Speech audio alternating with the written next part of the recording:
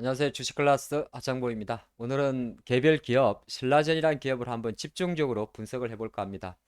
어떻게 보면 기존 주주분들 입장에서는 휴지가 될 수밖에 없지 않았을까 그렇게 생각했는데 기사 회생의 어떤 기회를 시장이 한번 다시 주는 것 같습니다. 아마 보유자분들이 오랜 기간 동안 들고 있었기 때문에 아마 두 가지 선택을 할 것 같아요.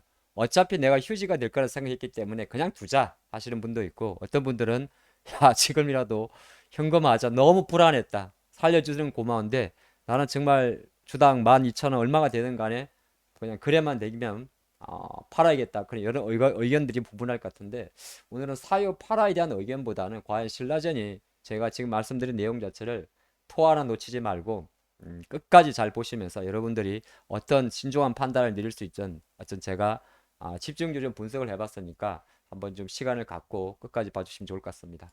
하나씩 풀어볼게요. 우선 저는 이제 이런 말씀을 좀 먼저 드립니다. 축하드린다는 말씀을 드립니다. 왜 축하드리느냐?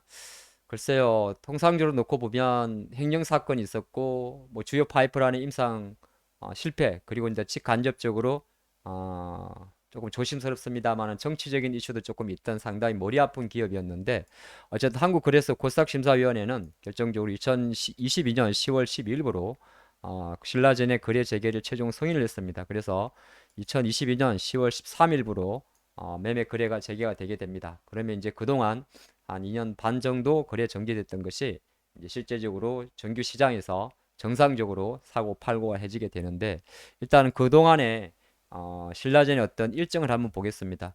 신라젠이라는 회사는 바이오 임상 기업입니다. 그래서 2016년도에 16년 12월 달에 가까스로 좀 상장을 했었는데, 그리고 이제 17년 정도가요 엄청난 시세도 분출한 그런 기업인데요. 그리고 나서 2년을 가지 못하고 결정적으로 주요 파이프라인 팩400의 임상 3상이 중단 권고를 받게 됩니다. 중단 권고를 받게 되고, 그런 상태에서 여러 가지 좀 이슈가 있었는데 요 세 가지 정도가 있습니다. 그리고 이제 그 다음에 8월 날 검찰의 신라젠 복사에 대한 압수수색도 있었고, 그리고 이제 전 대표 문은상 전 대표 지금 구속 상태에 있습니다. 횡령 배임 사건, 그래서 거래 정지, 그리고 나서 쭉쭉쭉쭉 한 어떻게 보게 되면 한 2022년 뭐 요때부터 정도니까 어, 그 6월달 거래 정지 실질 심사 들어갔지 않습니까? 그럼 5월이니까 거의 2년 4개월이란 긴 시간 동안에 또 뭐 기업 심사위원회 개최하고 개선기관 부여하고 중간에 또 최대 주주도 바뀌었습니다. 뭐 구속 상태에 들어갔으니까 지금 현재 상장회사 M2N으로 바뀌어 있고, 자, 그런 상태에서 올해 1월 달에 다시 한번 기업 심사위를 개최해서 상장 폐지 결정을 내렸습니다만은 한국 거래소에서 1차적으로 내리는 거고요. 그리고 나면 이 종목이 코스닥 종목이니까 다시 코스닥 심사위원회로 넘어갑니다. 그래서 코스닥 심사위원회에서 다시 최근까지 6개월의 개선 기간을 부여한 상태에서 10월 12일부로 코스닥 심사위원회는 상장 유지를 결정을 했습니다. 그 기업들이 코스닥 심사위원회에서 보통 상장을 유지시킬 때는 여러 가지 이슈가 있는데요. 제가 아는 한 가장 여러 가지 뭐 경영 투명성도 있을 수가 있고요. 뭐 경영 투명성, 주주 이야기입니다. 최대 주주, 예, 그 주주 투명성 아니면은 뭐 재무 상태도 체크를 할 거고요. 왜냐하면 횡령 사건이 발생을 했기 때문에, 아까 보면 횡령 사건이 돈이 발생했잖아요. 횡령 사건이 발생하게 되면 자기 자본의 어떤 금액, 물론 전 현직 임원이 횡령 사건 발생하면 바로 거래 정지입니다만은 또 규모에 따라서 재계 속개 여부를 보는데, 그리고 세 번째 같은 경우가 이제 계속 기업에 대한 어떤 계속 기업에 대한 가능성입니다. 기업이라는 게 왜냐하면 본업 영업 활동을 인해 가지고 지금 당장 돈이 안 나오더라도 뭐 바이오 기업이니까 계속적으로 임상이 잘 되는지 안 되는지 그런 거를 판단하고요. 그래서 최종 판단은 뭐냐면 거래소에서는 상장 유지가 누구의 득일지 아니면 폐지가 득일지를 최종 결정을 합니다. 그래서 오래 걸리는 거예요. 개선 기간도 부여하고. 근데 가장 이론적으로는 주주의 이익의 편에서 생각을 해봅니다. 과연 이게 상장을 하는 것이 주주한테 덕인지 실인지까지도 계산하거든요. 어쨌든 한국 거래소는 여러 가지 이유로 거래를 재개했습니다. 그럼 여기서 우리가 좀 확인해 볼 수 있는 게 크게 세 가지가 있어요. 첫 번째, 정말 회사가 지금 임상 3상이 팩400이 중단이 됐었는데 지금 하는 어떤 연구 활동을 하고 있는가? 이 가장 중요하고, 이거 한번 확인을 해야 여러분들이 막연하게 그래 재개되니까 그냥 팔아야지 이건 아닌 것 같아요. 이 회사가 정말 지금은 어떤 상황인가를 먼저 보셔야 되고, 두 번째가 어쨌든 행ring 병 사건이 발생을 해서 전 대표가 구속이 되고 벌금이 추징이 되고 이런 상황인데, 그럼 지금 현재 상태에서 재무 상태는 어떠한가? 요걸 두 번째로 확인해야 되고요. 세 번째가 뭐냐 하면 바로 밑에입니다. 최대 주주가 바뀌었는데 과연 이 최대 주주로 되는 상장에서 M2N이라는 회사는 정말 믿을 만한 회사인가?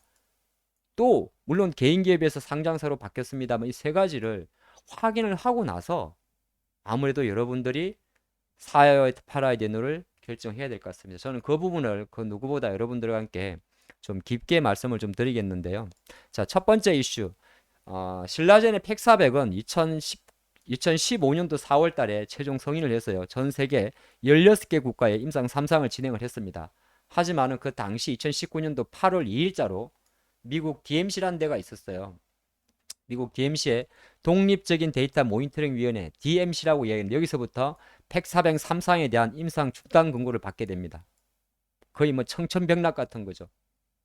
이게 뭐냐면 실질적으로 여기서 임상 시기 몇 년 동안 어떻게 보게 2015년도부터 한 4년 동안 계속 해왔던 거를 이제는 이거는 무용성 평가라고 이야기를 해가지고 이거 별로 안 된다, 할 필요가 없다.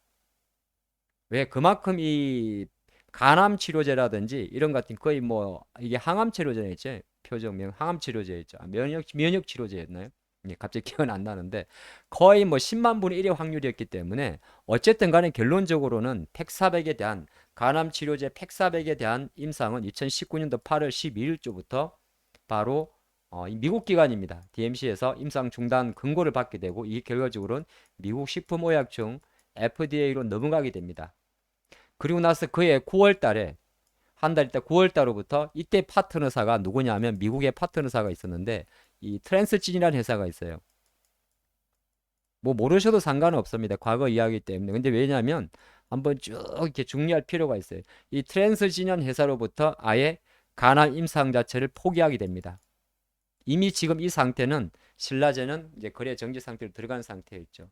자, 이런 상태로 이제 과거에 연구 중단 상태가 있었는데 여기 보면 그래서 이제 2008 권고 자체는 8월 달에 받았는데 최종적으로는 그해 9월 달에 압수수색 들어올 즈음에 이미 임상 자체도 포기하게 됩니다. 여기서 이제 신라젠은 모든 게 끝나버리는 상황이 되는 거죠. 하나의 파이프라인이었고 지금부터 중요한 것은 그리고 나서 현재 신라젠은 어떤 상황인가를 정리할 필요가 있습니다.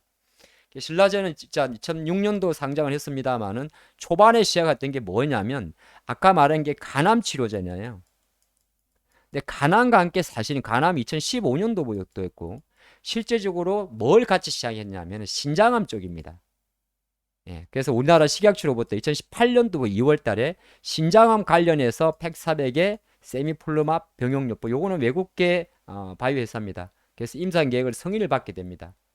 그래서 간암은 날아갔고 지금 신라젠은 요 신장암 대상 팩400 쪽으로 계속적으로 연구를 진행하고 데이터를 보게 되면 2020년 4월 달에 이미 이제 거래 정지 상태입니다. 2020 거래 정지 바로 전이군요. 2020년 4월 달에 뭐 미국 암연구학회라고 하는 AACR에서 신장암 대상, 지금부터는 신장암으로 봐야 됩니다. 신장암 대상 팩400 병용심사 임상 1상을 중간 분석 결과를 발표하게 됩니다. 그리고 올해 21년도 1월 달에 FDA로부터 바로 이 신장암 대상에서 임상 1상을 그리고 2상을 진행하는 걸로 승인을 받았기 때문에 현재 상태에서는 우리가 확인할 수 있는 것은 신라젠의 연구진들은 바로 이 신장암 관련 대상에서 팩400을 연구를 하고 있습니다. 자, 그런 과정에서 해산 또 출발 자체는 부산에서 출발했습니다만은 우리 우스갯소리로 부산의 모 대학교 연구실에서 출발했다고 이야기를 하는데, 자, 부산에서 출발했습니다만 지금은 최대 주주가 바뀌었죠. 여의도로 잠깐 왔었고 지금은 최대 주주가 위치하고 있는 서울특별시 중구 소공동 이쪽으로 입점을 해 있습니다. 본점 소재지가 바뀌었죠. 이건 왜 그랬냐면 이제 최대 주주가 바뀌면서 거의 최대 주주가 있는 그 건물로 돌아왔기 때문입니다. 이렇게 이제 한번 정리를 해봤고, 자, 그래서 신라젠이라는 회사를 다시 한번 정확히 볼 필요가 있어요. 이거는 2022년도 6월 기준입니다. 그래서 팩400이라는 하나의 파이프라인을 가지고 신약 개발하는 회사가 신라젠이라는 회사인데 항암 관련입니다. 항암인데 그래서 주로 이제 적응증 같은 경우가 뭐 유방암도 있고 흑색종도 있고 전립선암도 있는데 주로 추종을 하는 게 지금 현재 상태 같은 경우는 요거 바로 신장암 관련입니다. 그래서 이미 어느 정도 단계까지 갔느냐 하니까 미국이나 호주나 한국에서 이미 임상 2상까지 들어간 겁니다. 혼자 하진 않고요. 예, 아마 공동 개발인데 바로 리네제론이라는 회사와 함께 공동적으로 지금 진행을 하고 있습니다. 그러니까 신라젠만 놓고 봤을 때는 미국의 미국 회사인가요? 갑자기 그건 제가 국가적으로 잘 모르겠는데 리네제론이라는 바이오 회사와 함께 신장 관련해서 이상을 진행하는 겁니다. 그러면 이 정도까지면 회사 첫 번째 우리가 가졌던 퀘스천 마크, 첫 번째 갈등 퀘스천 마크, 현재 진행하고 있는 임상 중단, 간암 팩사백이 중단됐던 사건에 대해서는 현재 신장암 쪽에서 노멀하게 진행하고 있습니다. 그쵸? 자, 두 번째 사건 하나 풀어봅시다. 시간 조금 가더라도 여러분 끝까지 따라오셔야 돼요. 전 대표의 횡령 배임 사건에 대한 그 사건을 다시 분석을 해봤습니다.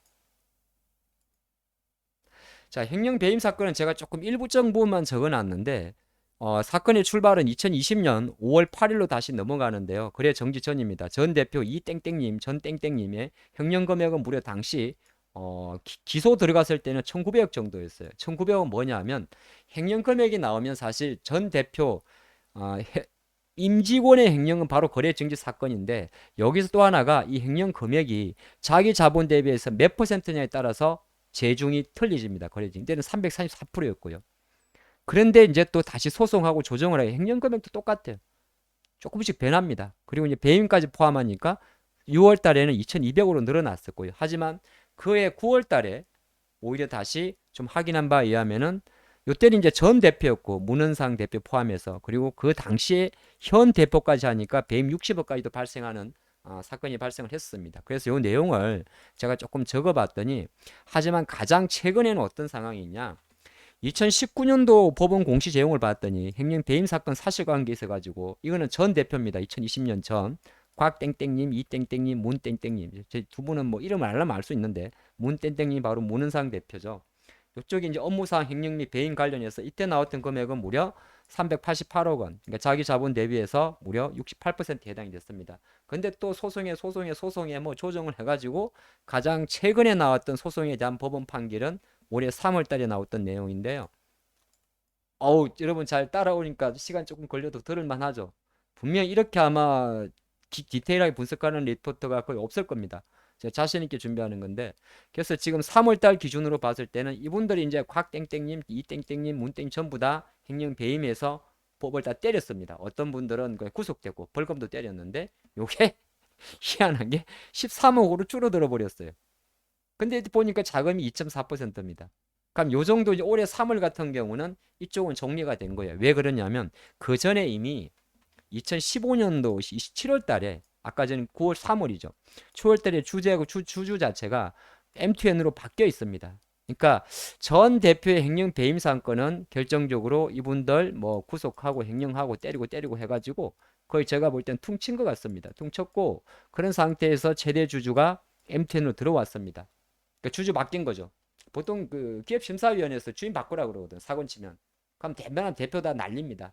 근데 새롭게 경영진 들어오는데 이 새로운 경영진에 대한 재무 상태 이런 게 되게 중요합니다.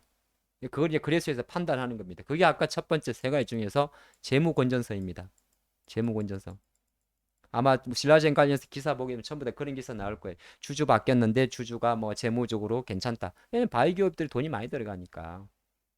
그래서 아까 첫 번째 파이프라인에 대해서 어느 정도 우리가 지금 신장 관련해서 진행하고 있는 것을 확인을 했어요. 그렇죠? 그럼 세 번째가 뭐였어요? 그렇죠. 과연 M2N이라는 회사는 믿을 만한가? 그러면 추적 분석으로 제가 들어갔습니다. 신라제는 지금 어디 갔어요?